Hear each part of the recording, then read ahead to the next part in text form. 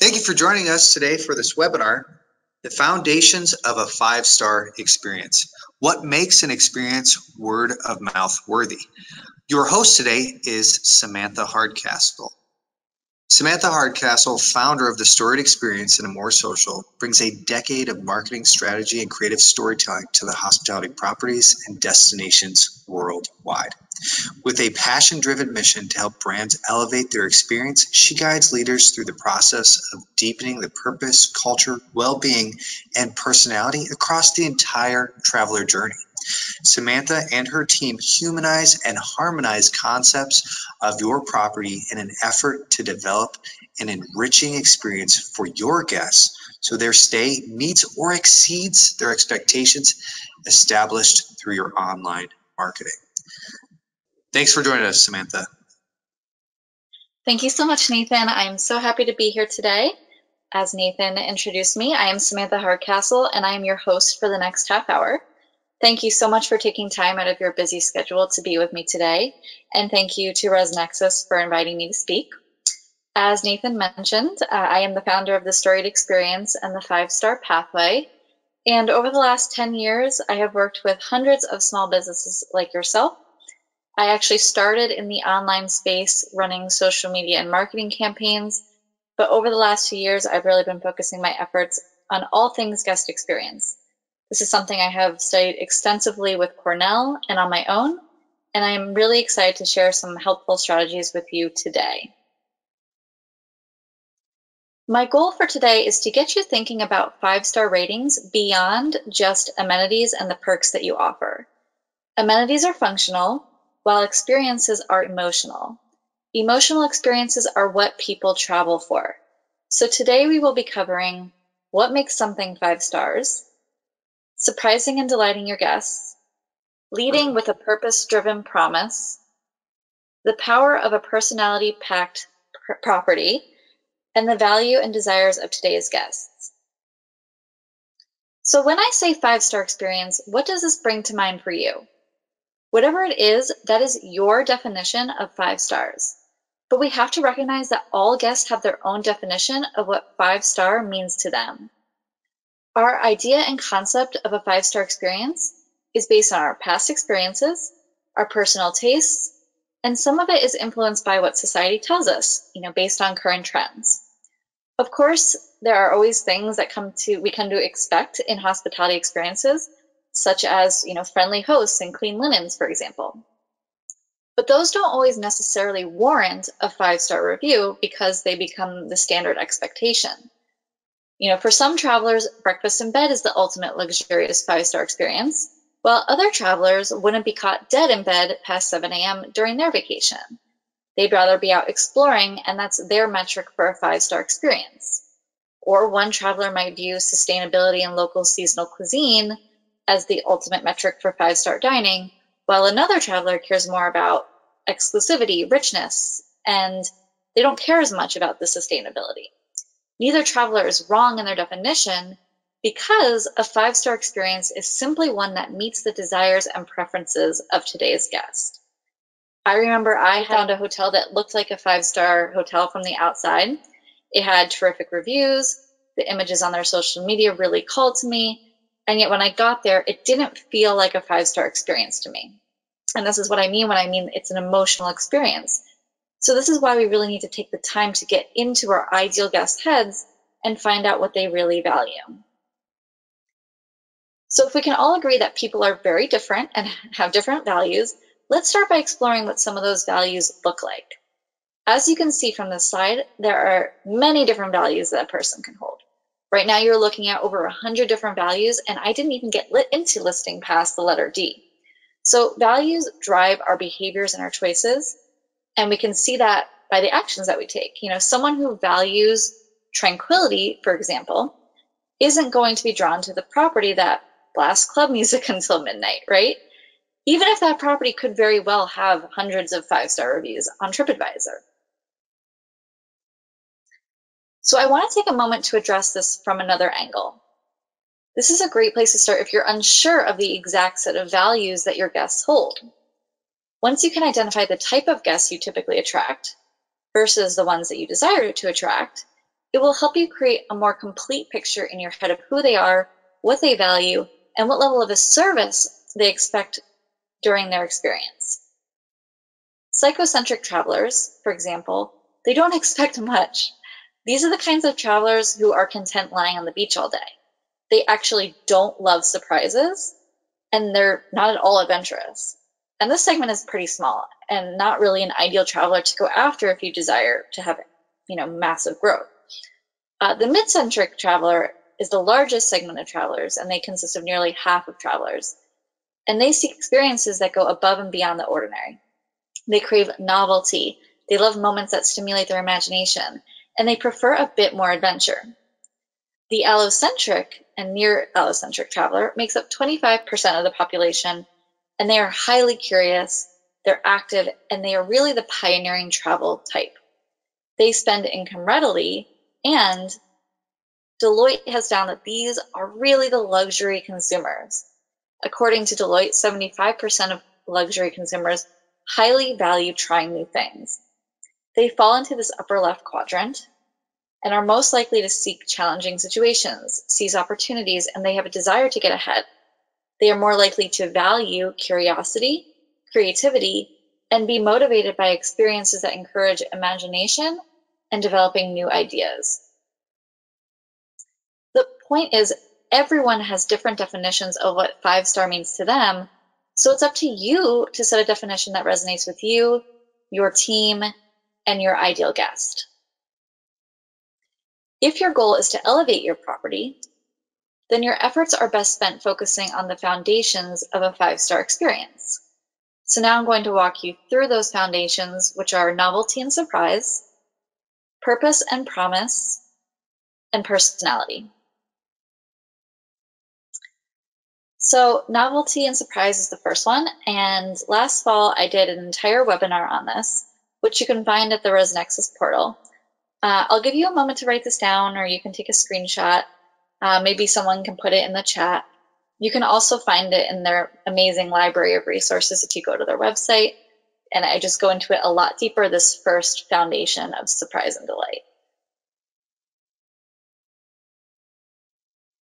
Okay, so definitely give that a watch when you have time, but in the meantime, here are a few important key considerations. Okay, so surprising guests has gotten way more difficult over the years. Nearly 1 in 3 guests admit that their guest experience expectations are higher than they were a few years ago, and this was before COVID. And only 56% of guests could say that they are satisfied with how properties surprise and delight them. That means almost half of guests are walking away dissatisfied with the surprise and delight efforts that are being made, so we want to make sure to spend a lot of time on this. You have 3 major opportunities to surprise and delight guests. Touchpoints are the first one, and they're like the low-hanging fruit. These are the sensory elements throughout your property that engage people in deeper ways.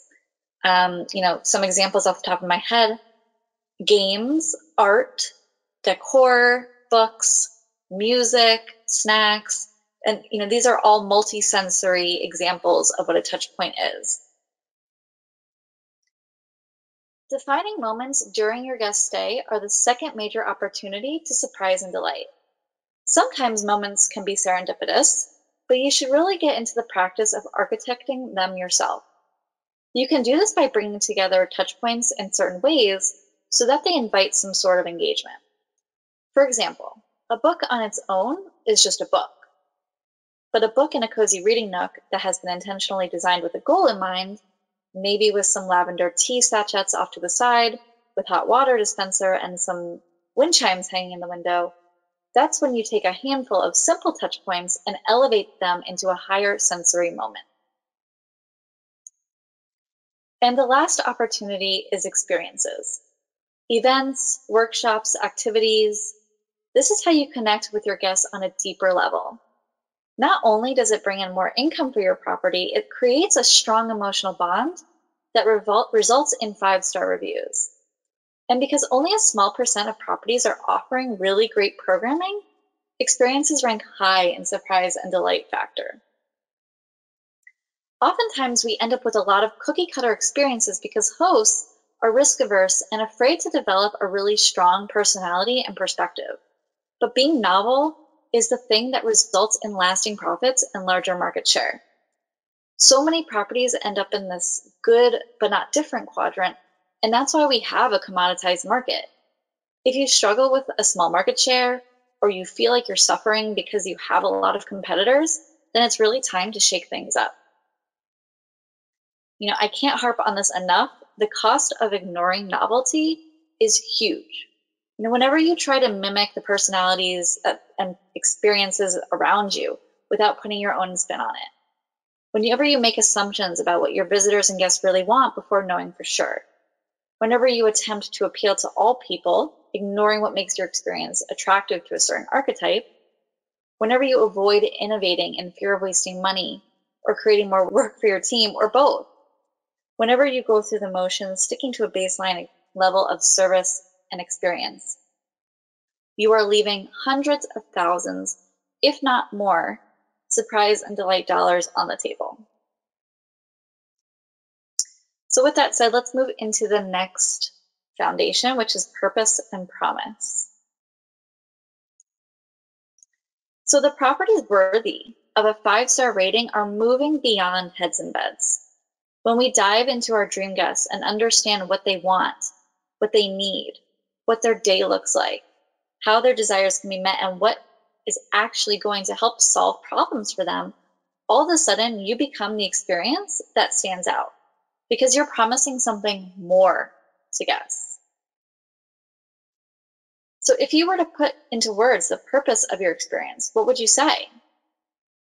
If you take a few moments to think about this, your purpose is about the guests, how you impact them, how you impact the world that they're living in. Your purpose doesn't have to be something massive and seemingly impossible, like saving the world from global warming. Of course, that's a lot for one business to take on. But, of course, if you care about sustainability, that can drive the purpose of your property. So with that being said, I really want you to think about this as we're going through the rest of the presentation and thinking about what purpose your property serves. Because being purpose-driven does pay off.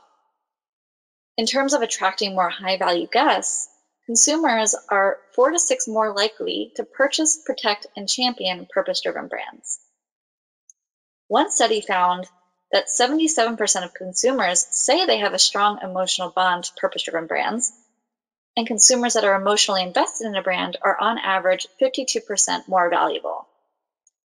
And 50% of consumers worldwide say they now buy based off a brand's values and impact. That's huge, especially if you are of the mindset that people are price shoppers. I really hope this statistic dispels that myth for you.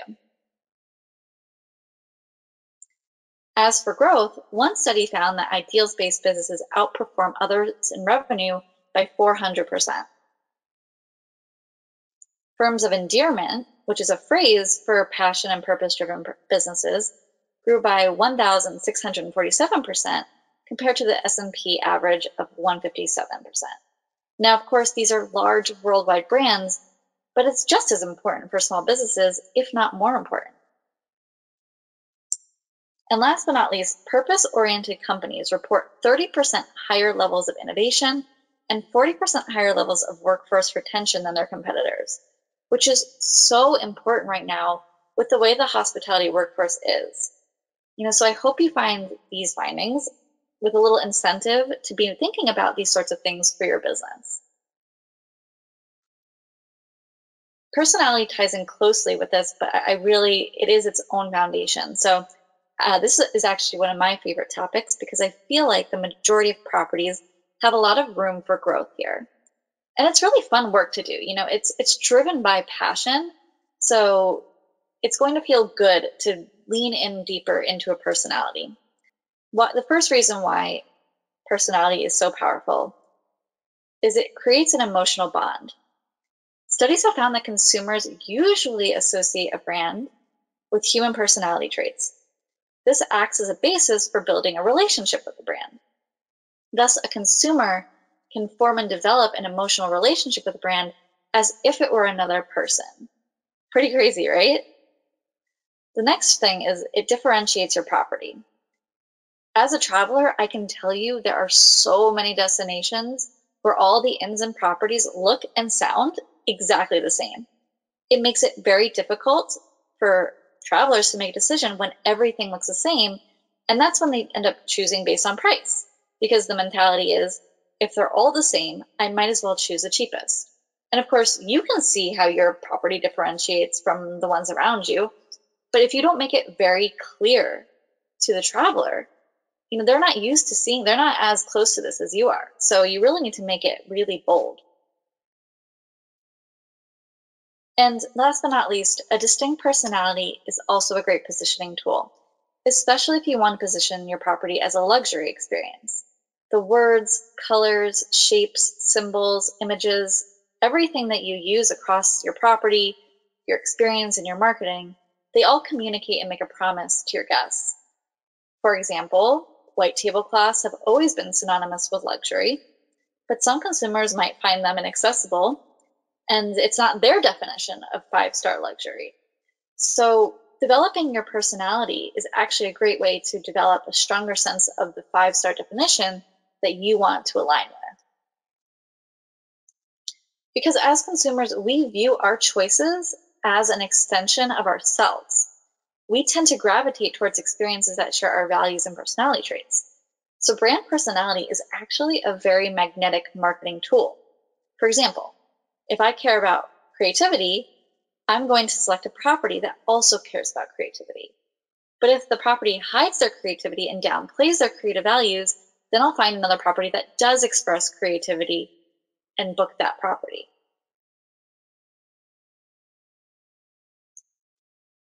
So one of the best tools that you can use to help develop a really magnetizing personality is the archetypes. So archetypes is basically a fancy word for identity, except these particular archetypes were created by a psychologist that studied personality traits and human behavior. Archetypes are used in storytelling to create dynamic characters. So, your favorite characters in movies and books, they usually get created from these archetypes. And if you're familiar with the Myers-Briggs types, they use Carl Jung's archetypes as the foundation for that. So each archetype represents a collective of traits, behaviors, values, fears, likes, dislikes, and virtues that we typically see in people across all societies. These are worldwide humanitarian traits. So I personally use the archetypes in my work to help clients uncover and align with a passion-fueled purpose. Each archetype is tied to a deeper motivation that drives human behavior, such as connection, freedom, sense of accomplishment. These are just a few of the deeper purposes that drive human behavior.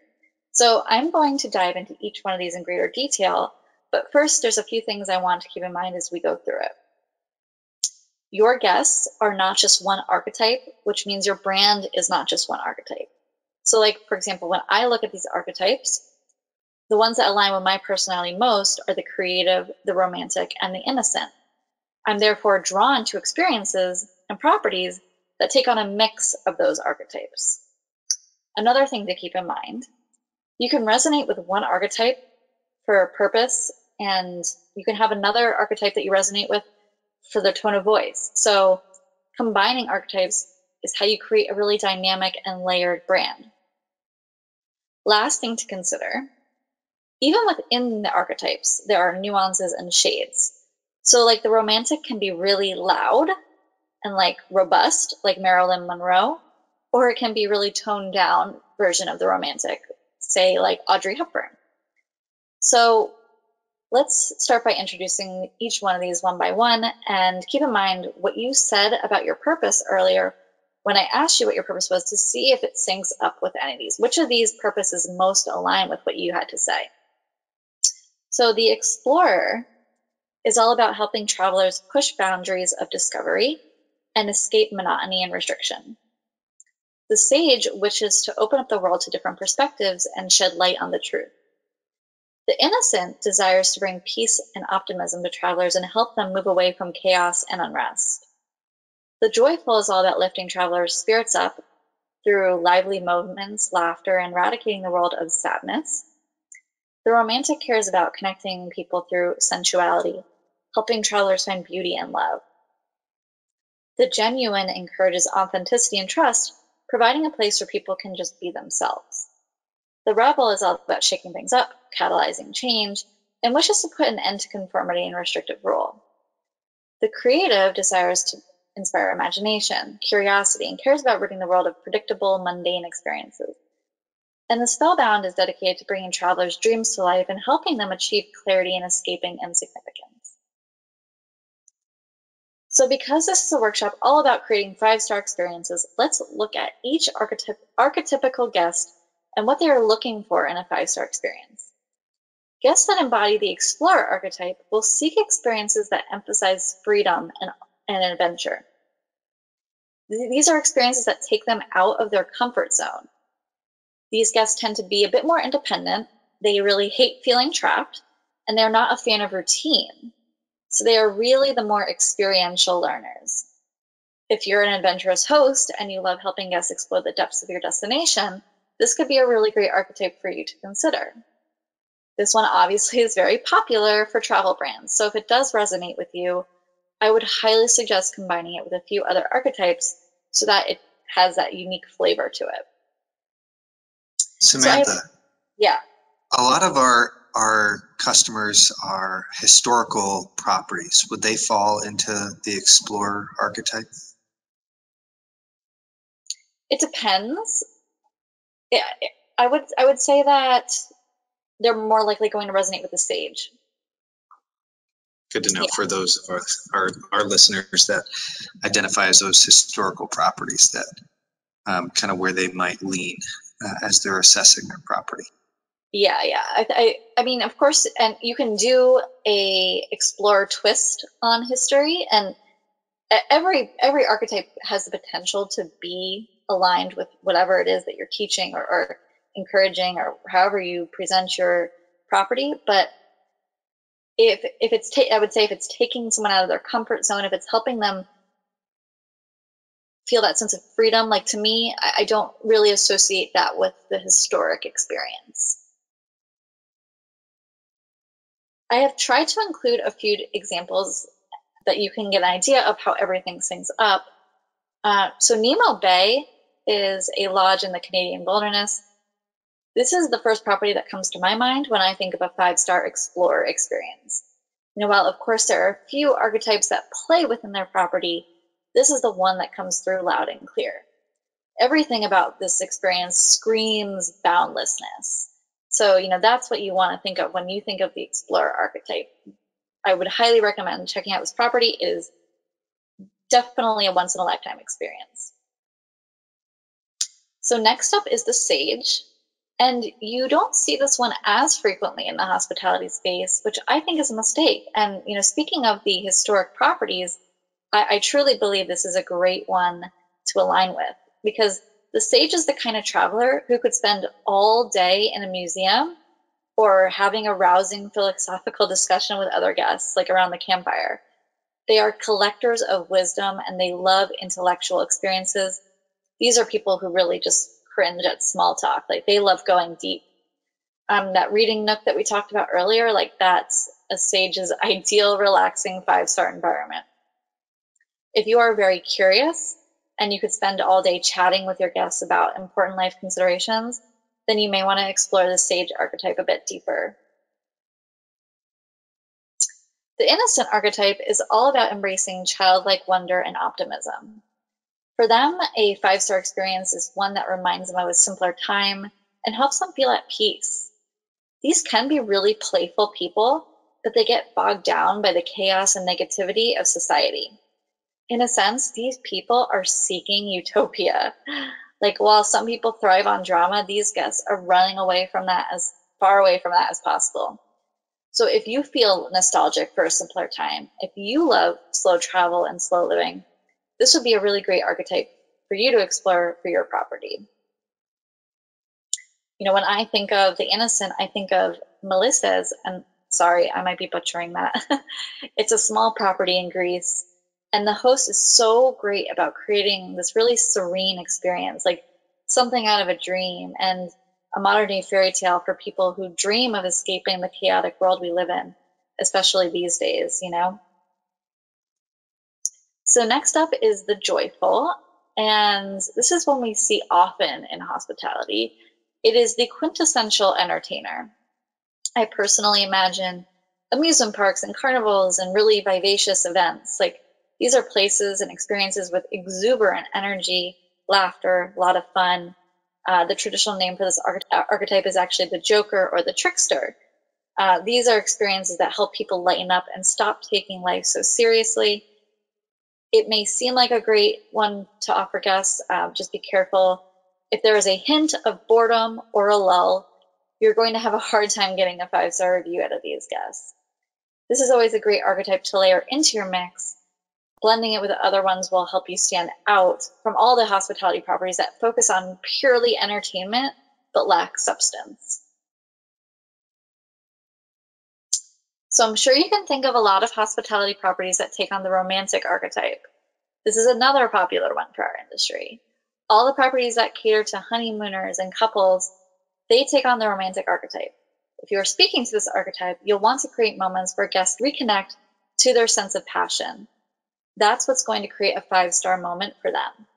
This is also a very enthusiastic, emotions-oriented archetype, and they're really looking for intimate moments in a 5-star experience. Empathy is incredibly important if you are looking to cater to this guest. You will want your entire staff trained in emotional intelligence if you are targeting this archetype.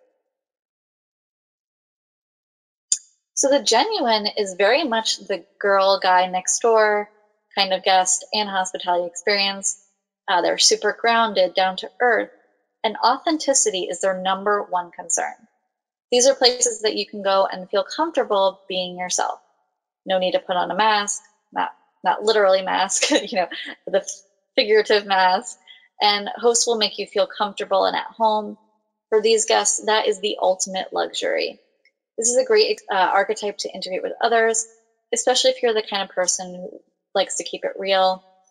This is the archetype I think of when people say barefoot luxury. When I see that word being thrown around a lot in the luxury hospitality space, and it's just not it's opposite of flashy, in your face kind of brand, and it's really just all about authenticity. So the creative guest is drawn to experiences that use a lot of imagination, but also enable them to use their imagination. It's a very interactive and engaging archetype. It's not just about arts and crafts, it's also about self-expression and innovation. These are people who appreciate a fresh take on hospitality experiences. They are really drawn to originality, and that's what they look for in a 5-star experience. What I love seeing these days are the creative residencies popping up in place of traditional small inns. That's what Casa Balandra in Mallorca is to travelers. Instead of just a place to sleep, these are really creative hubs that encourage connection and collaboration. It's also such a great way to engage with a local culture in a more hands-on way. So now we have the Rebel, and this is a fun one. It's not as common in the hospitality space, but these are guests who appreciate offbeat, edgy properties. They don't like a lot of rules and restrictions, and they are similar to the creative in the sense that they want places that embrace innovation, places that like to shake things up. Their goal is to destroy everything that isn't working in this world, and they appreciate properties that rebel against the status quo. So if you feel like you're paving a new way with your property, then the Rebel will be a great archetype for you. Oftentimes the Rebel, they care about doing right by others, and they deeply care about social injustices and anything that screams unfairness. This is something to keep in mind, especially as it's a big societal theme for us for the last 2 years. And finally, we have the Spellbound. The Spellbound guest is a bit spiritual, idealistic, and dreamy. They are often incredibly charismatic, intellectual, and are seeking self-actualization. They may not be concerned with the modern-day trivials that we all kind of have wrapped up in our lives, and they're more concerned with growing and expanding. These guests are going to, in my opinion, be the hardest to please because they seek magic and dreams turned reality. Disney has always been known as this archetype, although some people like to call it the magician. I like to call it the spellbound. It's not easy to create this kind of experience, but it's an incredibly powerful brand that takes this archetype on if they can. So just to recap, you can use the archetypes to create a really dynamic, multifaceted, purpose-driven personality for your property, but you can also use the archetypes to understand your ideal guest and what their definition of 5-star means to them. I mean, that's the whole premise of this entire workshop, is to understand your definition and their definition of 5 stars. So keep in mind that the archetypes are here to inspire you, but they're not meant to keep you boxed in. They're a great tool to help you focus on what matters, but use them as a jumping off point. Don't use them to restrict you.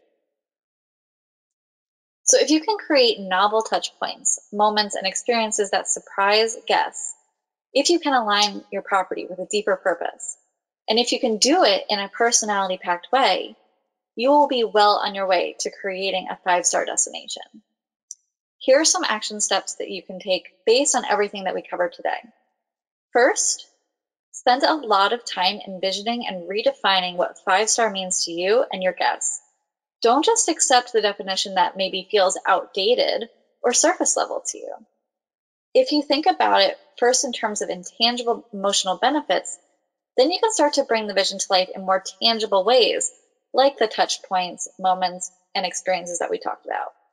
Choosing a few archetypes will help you immensely during this process. Clear your property of anything that doesn't align with your vision and definition of 5-star luxury. Obviously, if it's a physical thing, the best thing you can do is donate it, but I'm really talking also about the experiences, marketing materials, partnerships, anything that doesn't feel 5-star for your ideal guest. I know it can be hard to let go of these things, but people notice when things aren't congruent. And most importantly, start paying attention to the deeper needs and desires of your guests. Listen to what they're saying. Listen to what they're talking about. Pay attention to the signs and signals that point to their deeper values as you're engaging with them on your property. I mean, really start listening to and paying attention to these things, because that's the best way you can go about any of this, is hearing what people say and becoming a really good and empathetic listener. So that's all I have for you today. You can go to my website for a lot more. I have some free workshops, free guides, a lot of blogs and resources that go into all of these topics on a deeper level. I highly encourage you to spend some time going through that. I also have some paid offers and paid workshops and trainings that I think you'll find incredibly valuable. We spend an entire module in the Spark 5-Star Success Pathway going through the archetypes, and actually in the process of totally recreating that workbook. So it'll be even better. We'll be obviously sending out the updated version to anyone who signs up for it now. But yeah, I mean, the archetypes are really a powerful tool, and I would highly encourage anyone who's interested in elevating their experience to pay close attention to this work, because we're going to see a lot of massive shifts over the next few years as hospitality evolves and changes. So that's all I have for you today. I'm going to pass this over to Nathan to speak a little more about ResNexus, and I appreciate all your time, and I'll be sticking around for questions, so I look forward to answering them soon. Great. Thanks, Samantha. And to our audience, I have to say, I've taken the Spark 5-Star Success Pathway course, and it is certainly worthwhile. There's a lot of gems in there that are fantastic and can really help your individual business. So with that, as we prepare to take questions, I just want to remind everyone to please take just a few minutes to provide your feedback on today's webinar. There's a short survey once you leave the webinar, so don't close your web browser. If you do have to run, take a moment to answer just 5 questions on how you like this webinar, and your feedback really helps our guest presenter. All right, during our next webinar, we will present how to promote your property with Expedia. Expedia is one of the largest online travel agencies in the industry.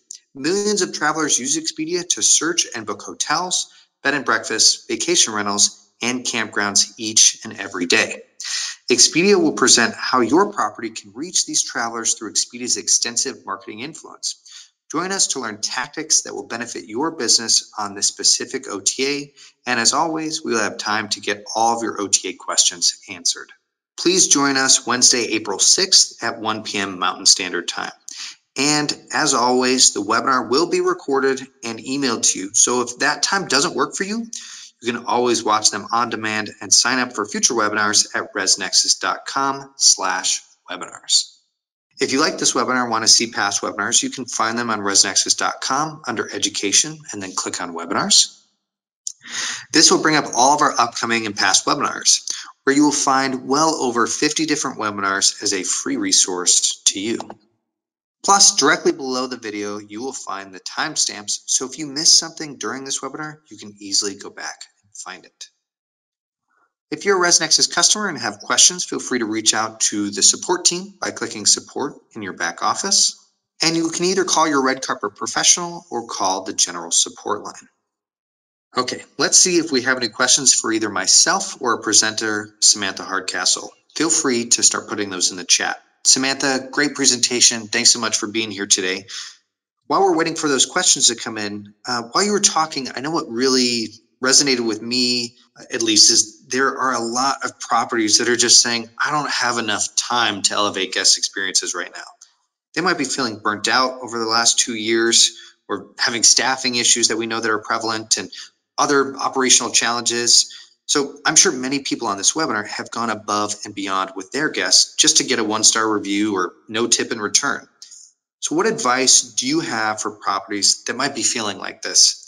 I guess, how can identifying their individual archetypes help these properties with burnout? Oh, wow. Well, burnout is a big topic and a big issue close to my heart because I have been there. And I can say from experience that if you're burned out, it's probably because you're doing things that don't light you up. And that's what the archetypes are really all about, is giving you permission to stop doing all the things that don't feel good and start redirecting your attention to the things that do feel good. I've talked to several property hosts in the last few weeks who are exemplary of this, and their business is their life, their property is their life, and it feels good to them because it's done in a value and purpose-driven way.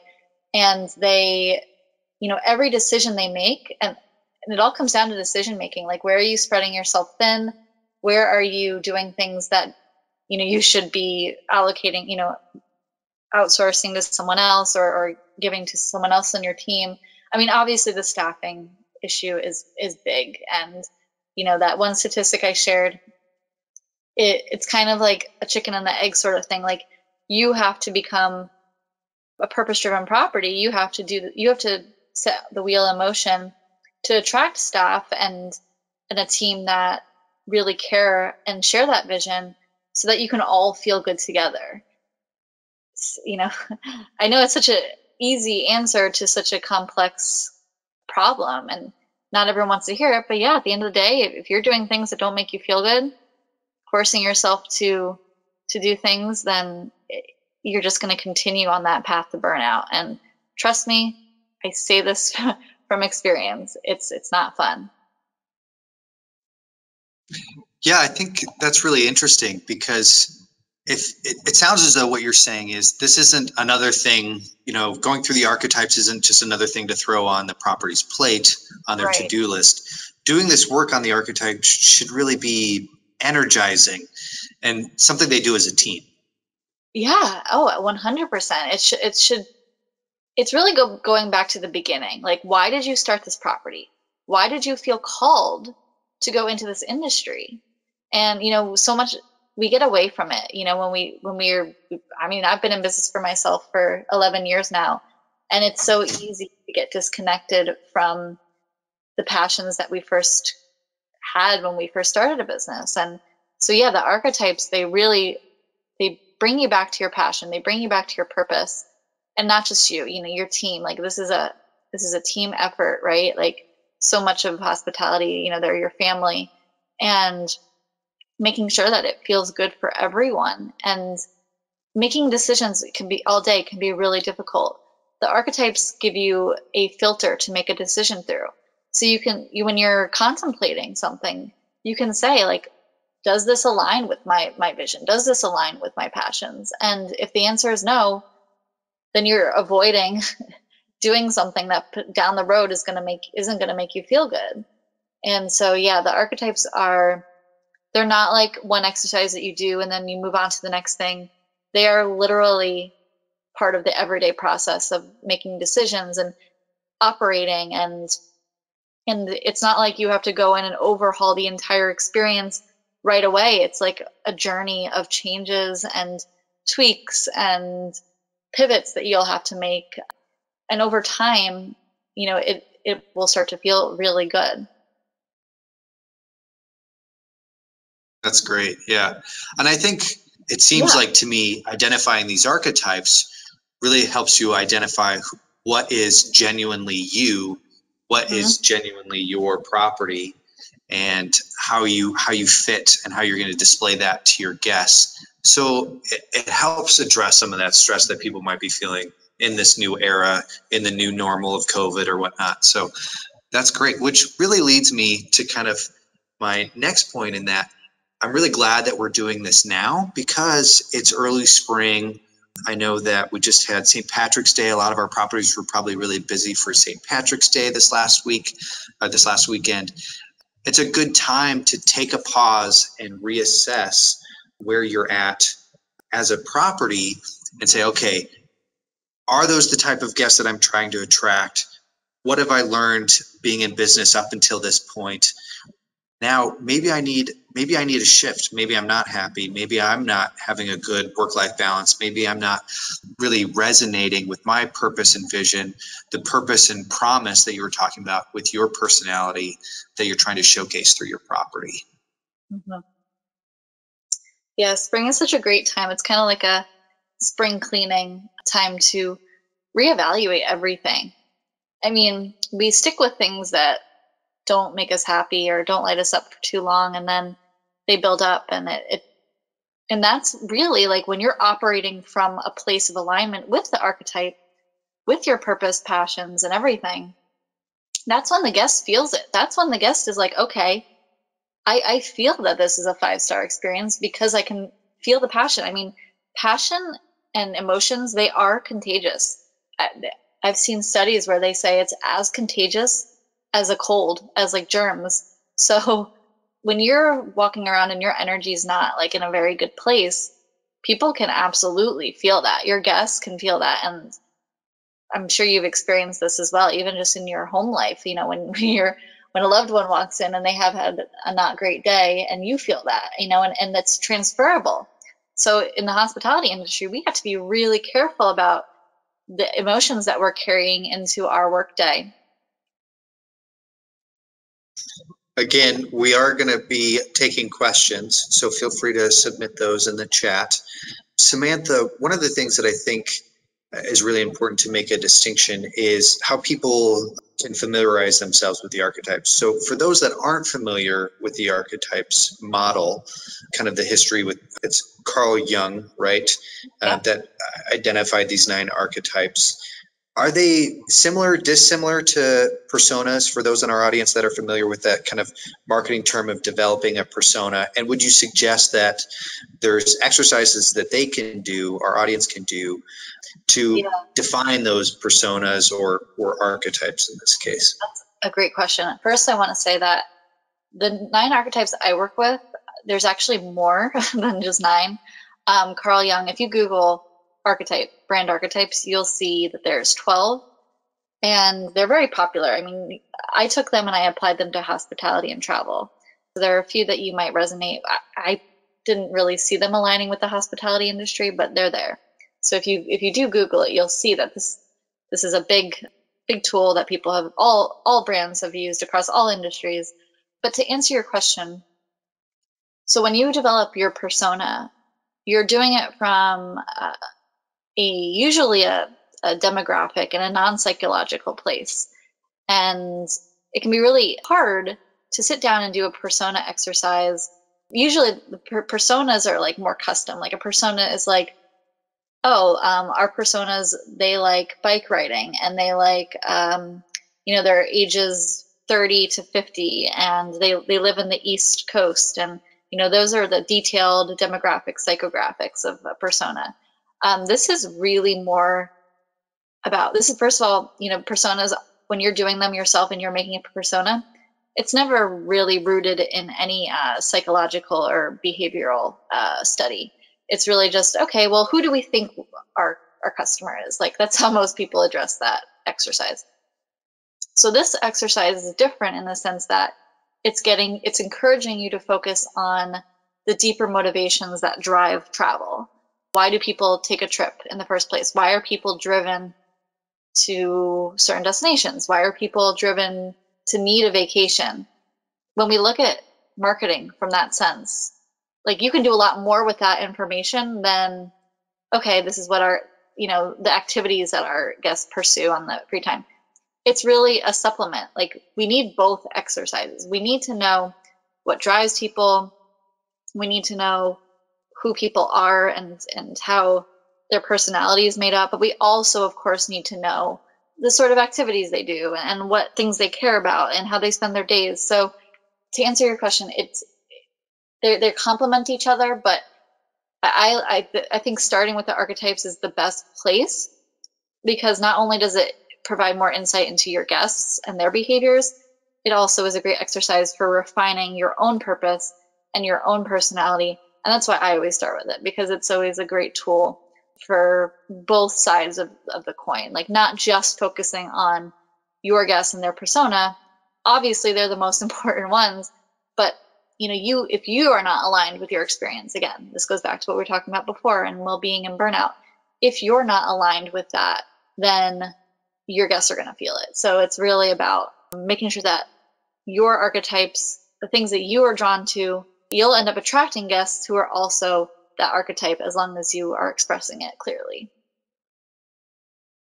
Interesting. So correct me if I'm wrong, but it sounds as though more that these archetypes are kind of the category, the overarching category, whereas personas might be more individualized, where you say they, our individual persona that you're developing, her name is Kathy and she has 2 kids and she is traveling to her property because of XYZ, whereas these archetypes can be more far-reaching and kind of specific categories for your property and the people that you're trying to track. Yeah, exactly. Like, what good does knowing someone likes to cook?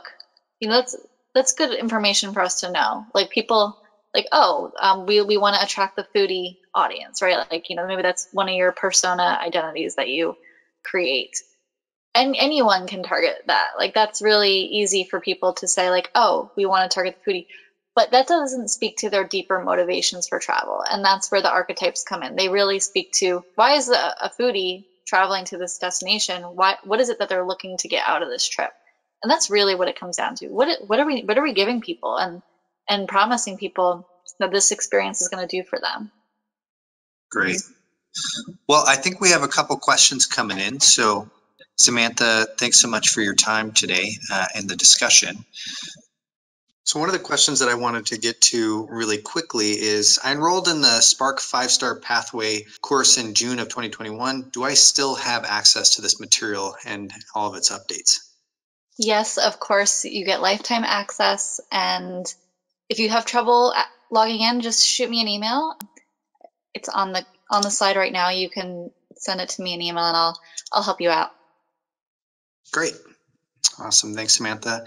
Next question. In my B&B, I offer a science, history, and environmental experience, native butterflies and pollinated gardens. I have found that these subjects in today's world are politically polarizing. I was wondering if you have an idea on how to handle the politics. Any advice, Samantha? Yeah, politics are always tricky. What I would say is certain archetypes are going to be more reactive to the political nature of certain things. Like, for example, the Rebel Archetype is going to be a bit more loud and they react differently than, say, the Innocent would in a political situation. So if I were you, I would really take some time to reflect on people who share your values. Like, people who share your values won't see it an issue with the politics behind the experience. And, making sure that you're speaking to that in your copy on your website. Don't let it be a surprise. You really want to warm them up to these ideas before they even arrive. Yeah, and I would say too, I know from my background working in hotels that there was always about 1/5 of, 20% of our guests that didn't really align with what we were offering. And so those guests didn't come back. They came, they saw, they didn't care for it, and they didn't come back. Oftentimes, sometimes you're just a bed for the night, and other times they're there to really take in your experience. And I'm sure with kind of what you're describing, Robert, it sounds like you have a beautiful property that's very serene and doesn't really appeal to some of those other archetypes like Samantha was mentioning. So I think it's good. I think it's differentiating you, right? If those people aren't your target audience, it might be okay for them, to not come back or to not align with them. But another question we had is, do you see a relationship between the different online marketing companies such as Airbnb, Expedia, Booking.com, and the like, and do they tend to match up to a particular archetype? Samantha, any advice? That's an interesting question. Maybe slightly. The one Airbnb stands out to me the most because they're the most focused on experiential to my eye, but I wouldn't call that a archetypical differentiator. I would say that those are all different, more related to that slide that I showed you about like psychocentric versus allocentric. I think that's where you see the most difference across the board for these online marketing companies. I imagine that, some of these places, again, are looking for a really low risk, low impact experience. They might be the ones who are booking on some of these more price shopping type of platforms. But yeah, I mean, Airbnb, to me, with their new experience platform that they rolled out over the last, I don't know how long it's been now. But yeah, I say they really would focus more on like the psychocentric traveler who's really focused on adventure. But I wouldn't say that they attract all the archetypes. Like all the archetypes are attracted to using all of these platforms. So I wouldn't say, yeah, it's definitely not an archetypical differentiator. Great. Again, submit your questions if you have any in the chat. Looking at my last question here, can you share a good first step that is actionable after you have identified your archetype goal? Yeah, I mean, the best place to start is always doing a self-evaluation and a self-audit. So walking through every, inch of your guest journey, starting with the book, starting with your online platform, put yourself in your guest's shoes and do exactly what they would do. And then actually go through your own experience too, like with the in-person experience, and look for places, look for moments, look for touch points, look for everything that doesn't feel in alignment with the archetypes that you've selected. And you'll see it clearly if you have it in your mind that, say for example, you've chosen the Romantic Explorer. Like say for example, you are the Romantic Explorer archetype property, and you'll start to notice where opportunities are to align with those. So I would say really it's an empathetic process, and you really have to be good about putting yourself in your guest's shoes and kind of distancing yourself from so much of what you already know. Fantastic. Let's see here. So Wayne asks, I'm a very new to property management, but have been a lifelong chef and employee in hospitality. This has been very informative, and I appreciate the resource provided. I'm the historical niche, and our property is right on Lake Superior, but we are also trying to merge it with a more modern theme without ultimately sacrificing our historic grounds and gardens, particularly through technology. Do you have any suggestions for creating a more interactive experience through social media and web-based applications? Sounds like you need to talk to Samantha, Wayne. Yeah, that'll be great. That sounds beautiful. Yeah, wow. Oh my gosh. Anyone that knows me knows I'm a big lake life fan. I tend to do a lot of travel for lakes.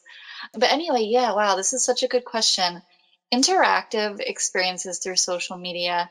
I'm going to suggest, like, this is something that I talk to my clients about, like, how can you give people a taste of what your experience is like, before they even arrive to the property. And, oftentimes something I suggest is called micro campaigns. And so it's where you would break out your marketing calendar into quarters, and you would look at each quarter and you would say, okay, if we had one, we have one goal, we have one thing that we really want to promote, and, usually shaping it around the archetypes theme, what is that message? What is the purpose of our content for this quarter? And what are we trying to promote? And what are the in-person experiences that match and align with that? So, for example, say it's like summer and you're really trying to promote this new experience that you're launching. I would ask yourself, what can you do?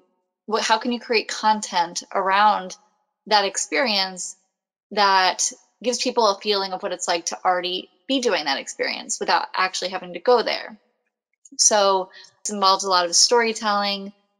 This can be, I think people often overlook all the different creative possibilities where you can create contests and challenges. Like I've seen retreat properties do like a 5-day challenge where they're encouraging people to take a certain action or behavior for a certain period of time. So that could be really interesting for you to explore. As we're talking about interactiveness, how do we get people to take an action? And that's really where I would start, is like do some research. Maybe I'll do a blog post on this because now you've inspired me about how interactive experiences can be taken online in a social media setting. So I hope that helps. Yeah, and Samantha, can you remind everybody what your service offering, and you have a lot of different offerings that you have on your website and things like that, but as we kind of wrap up, I know we're getting close to the hour. What is it how do you spend your days? I know you have the course and you have several other things, but if you wanted to kind of explain that a little bit. Yeah, absolutely. So again, I do a lot of social media management for properties and hotels. So content creation, email marketing, things like that. That's where I've been the last 12 years, really, on the digital side. My newer offerings involve more of the offline experience, helping businesses create and curate offline experiences that are immersive and engaging, and oftentimes aligned with well-being. I tend to attract people who really care about that their guests are flourishing and that their guests are doing activities that make them feel good, and not necessarily in a traditional wellness sense, but in a more of a holistic, emotional sense of, what does well-being look like for your property versus comparing it to a spa property, which, isn't always accessible. So yeah, that's a little bit about me and how I work with properties. So if you are interested in the digital marketing experience, or you're interested in elevating your offline experience, feel free to reach out. And, I do offer complimentary consults. So you can always book a call on my website.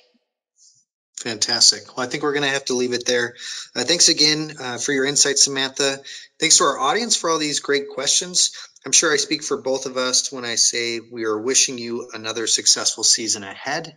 We hope you have a great day. Thanks so much. Thank you.